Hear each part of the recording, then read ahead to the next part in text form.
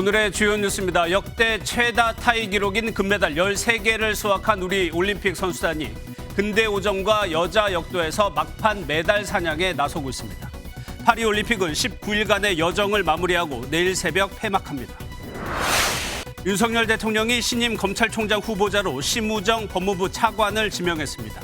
대통령실은 안정적으로 검찰 조직을 이끌 적임자라고 밝혔고 심 후보자는 국민의 신뢰를 얻도록 최선을 다하겠다고 말했습니다.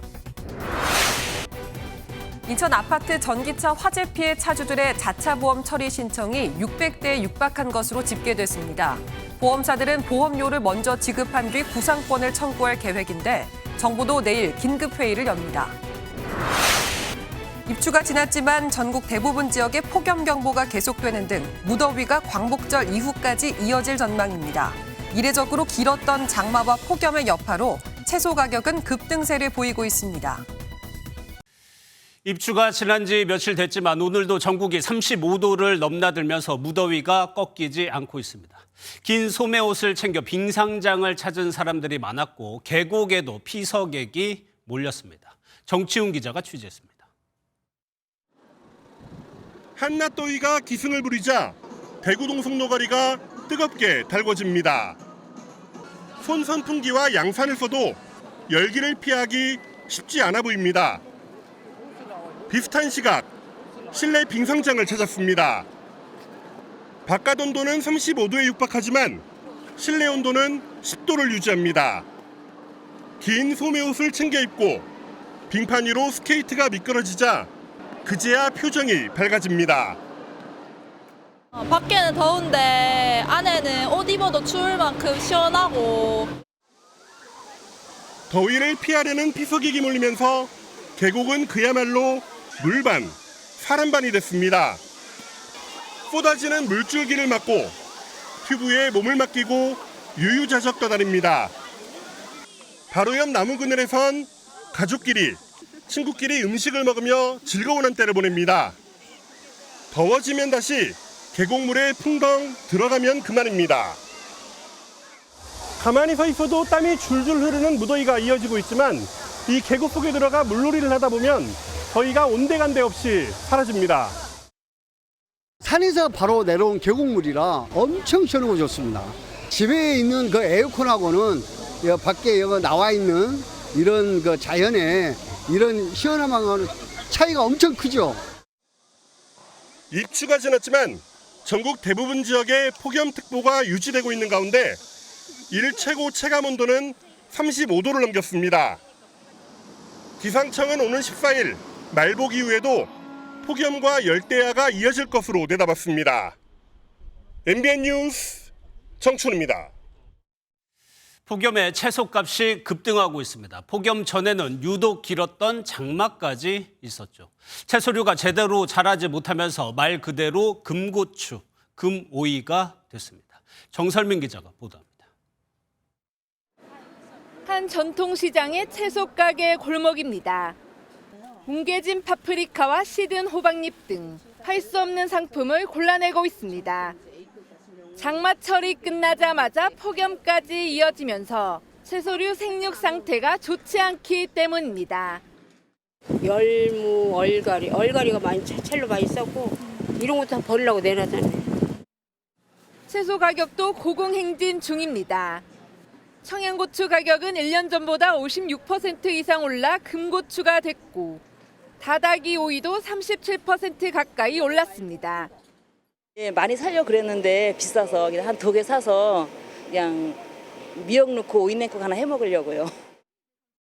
파프리카 가격은 일주일 만에 무려 31%, 배추는 8% 넘게 올랐습니다.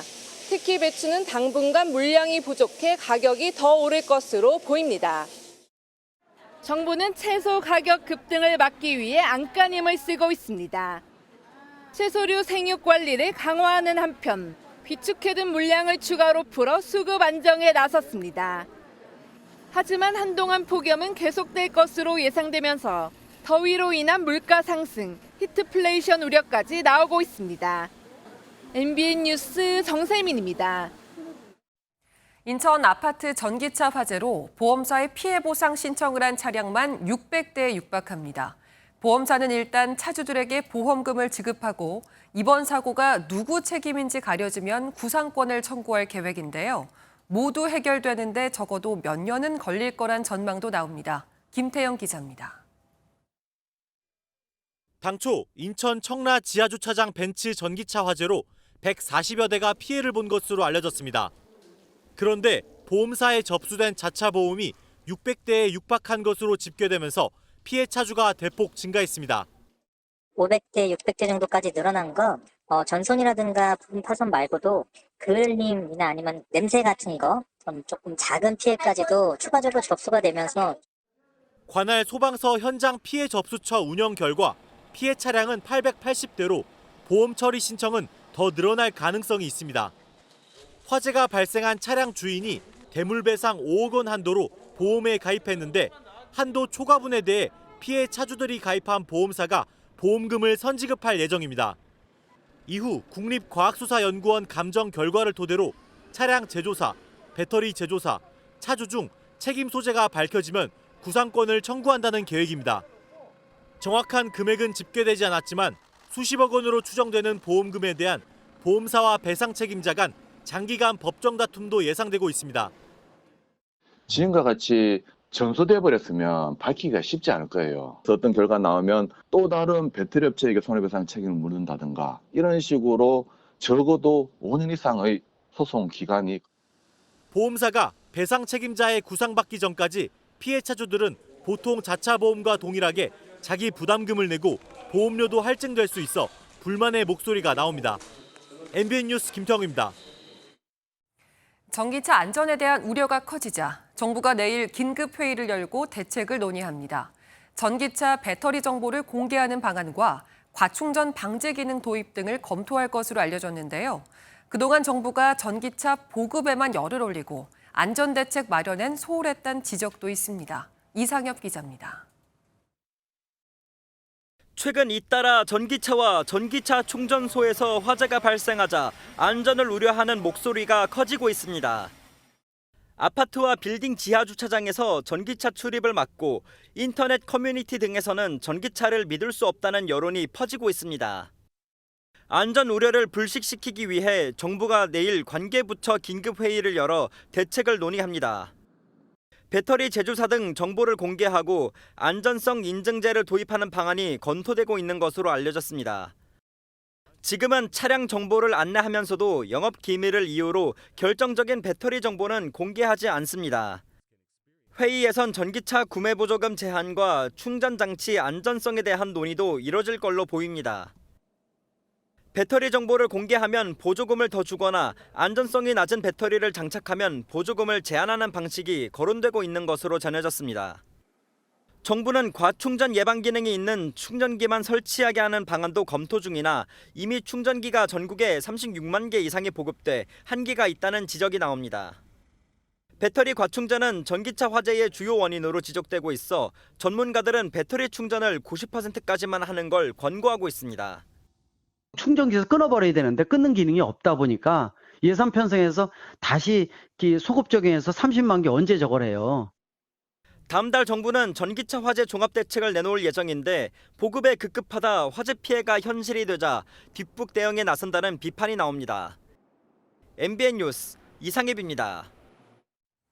올해 미 대선 핵심 경합주 3곳에서 해리스 부통령이 트럼프 전 대통령을 앞선다는 여론조사 결과가 나왔습니다.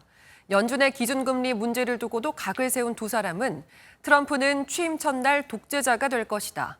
우리가 아니라 해리스와 월즈가 더 괴상하단 말로 비난 수위를 높이고 있습니다. 워싱턴에서 최종락 특파원입니다.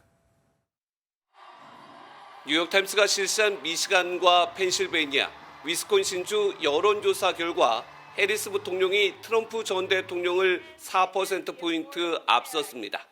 이른바 쇠락한 공업지대인 러스트벨트로 대선 승패를 좌우할 경합주에서 해리스 부통령은 50%, 트럼프 전 대통령은 46% 지지율을 나타냈습니다.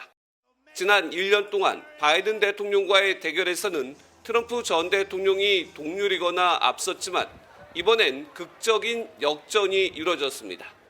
뉴욕타임스는 해리스에 대한 호감도가 올라가면서 지지층이 결집한 결과로 해석했습니다. 애리조나주를 찾은 해리스 부통령은 연설에 앞선 인터뷰에서 금리 인하에 제동을 건 트럼프와 달리 연방 준비제도의 독립을 강조했습니다. I couldn't disagree, more strongly. The Fed is an independent entity, and as president, I would never interfere in the decisions that the Fed makes. 트럼프 전 대통령은 몬태나주에서 100분 넘게 이뤄진 연설에서 해리스와 월즈가 이상하다며 원색적으로 비난했습니다. No, we're not. We're very solid people. I think we're the opposite of weird. They're weird. 서로를 극단으로 규정하는 이번 미국 대선에서 중도층이 어떤 선택을 할지가 승패를 결정할 전망입니다. 워싱턴에서 MBN 뉴스 최중락입니다. 일본은 우리의 추석과 같은 오봉이 코앞이지만 설렘이 아닌 두려움으로 연휴를 맞게 됐습니다. 지진이라면 그 어느 나라보다 대비가 잘 돼 있는 일본이어도 대지진 공포 앞에선 혼란스럽긴 마찬가지인데요. 이교욱 기자가 일본 현지 교민의 이야기를 들어봤습니다. 일본 열도 전체가 대지진 공포로 떨고 있습니다. 일주일에도 일주일 정도는 빨리 시간이 지나갔으면 좋겠어요. 아무 일 없이 그냥 해프닝으로 그냥 넘어갔으면 하는 바람입니다. 지난 8일 일본 미야자키현을 덮친 규모 7.1 강진이 난카이 대지진의 전조일 가능성이 제기되며 사상 첫 대지진 주의보까지 발령된 탓입니다. 난카이 대지진은 시즈오카현에서 시고쿠현까지 이어진 난카이 해곡에서 100년 간격으로 발생한다는 규모 8 이상의 대형 지진입니다. 실제 일어나면 최대 23만 명의 인명피해가 나고 건물 209만 채가 파손될 거란 분석까지 나오는데 동일본 대지진의 10배 이상입니다.